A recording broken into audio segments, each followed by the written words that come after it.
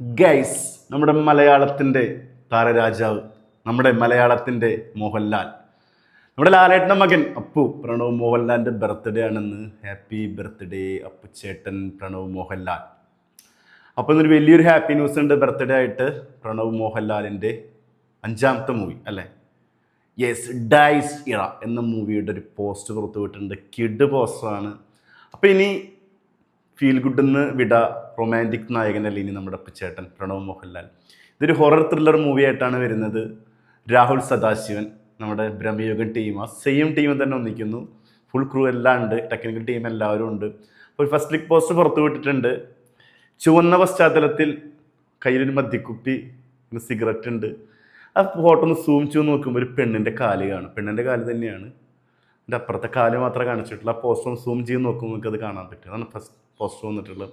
എന്തായാലും രാഹുൽ സദാശിവൻ്റെ പടം എന്ന് പറയുമ്പോൾ വളരെ പ്രതീക്ഷയാണ്. ബ്രഹ്മയുഗം എന്നൊരു പടത്തിനെ കുറിച്ച് നമുക്കറിയാം.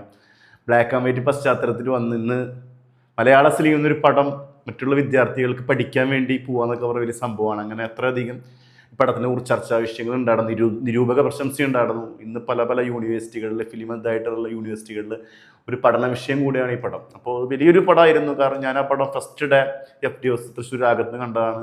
എനിക്ക് വാമ്പയേഴ്സിൻ്റെ ഭയങ്കര ഇഷ്ടപ്പെട്ടു. ഇതിൽ മ്യൂസിക് പെർഫോമൻസുകൾ ആകെ 4 ക്യാരക്ടറുള്ള അവർ ഗംഭീരമായിട്ട് അഴിഞ്ഞാടിയിട്ടുണ്ട്. മമ്മൂക്കൊന്നും പറയണ്ട.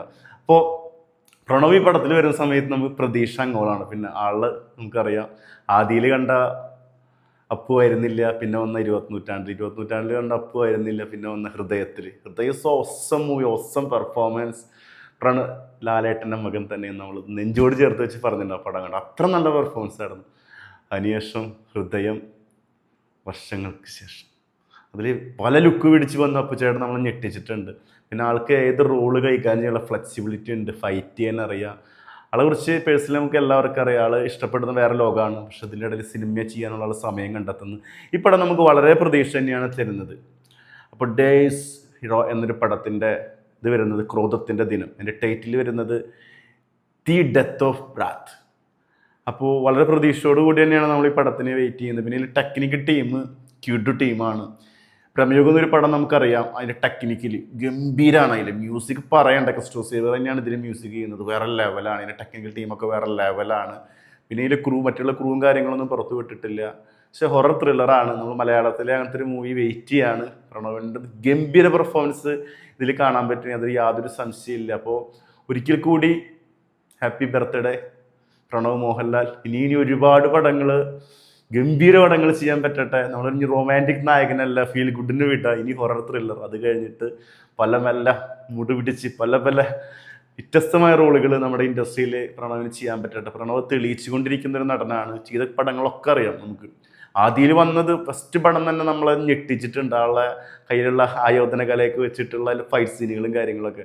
അതിനുശേഷം വന്ന പടമായാലും, ഹൃദയം എന്നൊരു പടമായാലും, വർഷങ്ങൾക്ക് ശേഷം എന്ന പടമായാലും ഒക്കെ ഓരോ പടം കഴിയുമ്പോൾ ഉള്ള മാറ്റങ്ങൾ നമുക്ക് അറിയുന്നതാണ്. ഇത് ലാലേട്ടൻ്റെ മകൻ തന്നെയാണ് പുലിക്ക് പറ്റത്, പിന്നെ പുപ്പിലിയാവില്ലേ. അപ്പോൾ ഒരിക്കൽ കൂടി ജന്മദിനാശംസകൾ. ഇനി നല്ല പടങ്ങൾ ചെയ്യാൻ പറ്റട്ടെ. അപ്പോൾ നമ്മൾ ഈ പടത്തിന് വേണ്ടി വെയിറ്റ് ചെയ്യാണ്. ഗംഭീര പടമായിരിക്കും, യാതൊരു സംശയമില്ല. നല്ല തിയേറ്ററിൽ കാണാൻ പറ്റിയ, നല്ല തിയേറ്റർ എക്സ്പീരിയൻസ് ചെയ്യേണ്ട പടം തന്നെയായിരിക്കും. വേറെ അപ്ഡേറ്റ്സുകളൊന്നും വന്നിട്ടില്ല. ബാക്കി ക്രൂസും അഭിനയിക്കുന്ന ആളുകളൊന്നും ഡീറ്റെയിൽ ഒന്നും വന്നിട്ടില്ല. ടെക്നിക്കൽ ടീമിൻ്റെ മാത്രമാണ് ഡീറ്റെയിൽ കൊടുത്തിട്ടുള്ളത്. അപ്പോൾ ഹാപ്പി ബർത്ത്ഡേ പ്രണവ്.